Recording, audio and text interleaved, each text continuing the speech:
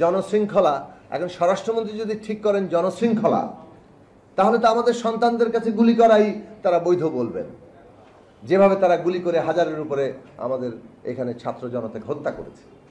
তো তার জনশৃঙ্খলার সংজ্ঞায় যদি পুরো জিনিসটা দাঁড়ায়, তাহলে সেই রাষ্ট্রটা আসলেই একটা ওইরকম ফ্যাসিস্ট রাষ্ট্র, কর্তৃত্ববাদী রাষ্ট্র হবে।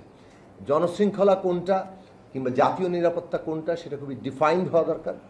এবং সবচেয়ে বড় কথা হচ্ছে, যার কিছুর নামেই বলেন না কেন, আদালত এর অনুমতি ছাড়া এবং কেবলমাত্র আদালতের ব্যবহারের প্রয়োজন ছাড়া কোনো পাবলিক ডোমেইনে কোনো কারো ব্যক্তিগত বিষয় আসার কোনো অধিকার কোনোভাবেই আর অনুমোদনযোগ্য হবে না। এইটা আইন আকারে কিভাবে আনা যায়, আইন বিশেষজ্ঞরা কিংবা যারা আইন প্রণয়নের সাথে যুক্ত তাদেরকে এটা করতে হবে। যদি কোনো আমি মনে করি যে যদি একটা কারো কনভারসেশন, কারো কোনো তথাকথিত গোপন তৎপরতা যদি মানে জাতীয় নিরাপত্তা, দেশের নিরাপত্তা অথবা অন্য কোনো ব্যক্তির নিরাপত্তা, কেননা আমার স্বাধীনতা অন্যের স্বাধীনতা দ্বারা সীমায়িত, আমি এমন কিছু করতে পারি না যে আপনার ক্ষতি করে। সুতরাং এই যে স্বাধীনতার একটা সীমারেখা অন্যের সাথে যুক্ত, সেই প্রশ্নে যদি আমার কোনো তৎপরতা আপনার জন্য ক্ষতিকর হয়, সেই ক্ষতিকর তৎপরতার বিষয়গুলো মানে যদি বিচারের জন্য প্রয়োজন হয়, সেটা আদালতে যেতে পারে এবং সেটাও গোপনীয়তার সাথে করতে হবে যে এই বিষয়টা সাবমিট করা হলো। কিন্তু পাবলিক ডোমেইনে আসার বিষয়গুলো এটা একেবারে আইন করে বন্ধ করার জায়গাটা করতে হবে।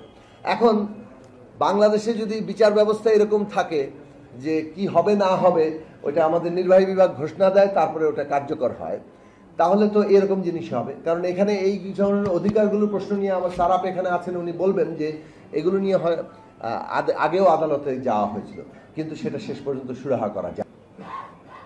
ফলে আমাদের আলোচনার এখন মুখ্য প্রশ্ন ওই জায়গাতেই যে কিভাবে এই ধরনের রাষ্ট্রীয় পুরো একটা কাঠামো দিয়ে যে ব্যক্তির সমস্ত অধিকারগুলোকে তার হাতের বিষয়ে পরিণত করে, তার ইচ্ছা অনিচ্ছার বিষয়ে পরিণত করে, এমনকি তার দয়া দাক্ষিণ্যের উপরে পরিণত করে এবং লেনদেনের বিষয়ে পরিণত করে।